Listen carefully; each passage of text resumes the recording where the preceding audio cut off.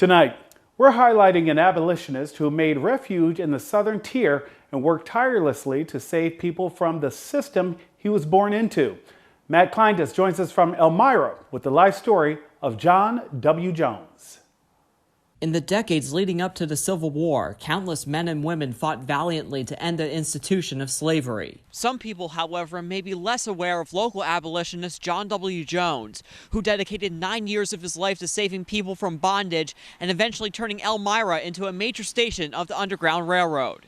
Tucked away along Davis Street sits the original farmhouse of John W. Jones, a modest house that used to sit upon 16 acres of land and has since been converted into a museum dedicated to telling his remarkable story. Jones was born into slavery in 1817 on a plantation in Leesburg, Virginia. At the age of 27, Jones and his two half-brothers escaped, taking the Underground Railroad from Virginia to New York. They walked almost 300 miles. The last 8 miles, they actually got a ride in someone's wagon to Elmira. John Jones was 27 years old. He had $1.46 in his pocket and immediately began to seek work. Jones managed to get a season's worth of education and served an active role as a sexton for his local church, and among the backdrop of the Fugitive Slave Act, served as an agent for the Underground Railroad. Talmia Aaron says Jones committed his life to the cause, knowing the potential consequences. So it was a very dangerous time. The penalties were high,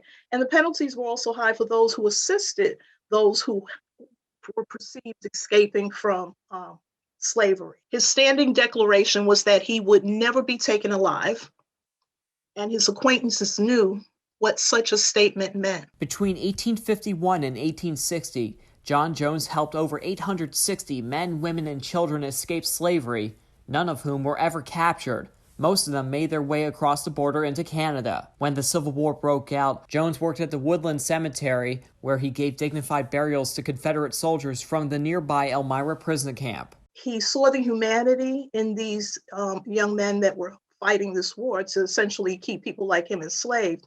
But he saw them as just young men far away from home, dying away from family. Jones buried 2,963 prisoners and kept meticulous records of each soldier and their possessions. The families of Confederate soldiers were so moved by Jones's care for them, only 3 bodies were removed from the cemetery. His precise record-keeping also allowed Woodland to be declared a national cemetery by the federal government. So this one season of learning allowed him to be able to keep the kind of documentation that impacts history to this day. By the time Jones died in 1900, he was the wealthiest black man in the western part of New York and left an invaluable mark in the city of Elmira. He wanted equality for everyone, and he wasn't afraid to speak up about it, and that he wasn't afraid to act on those things. This celebration of Black History Month is brought to you by Corning Community College.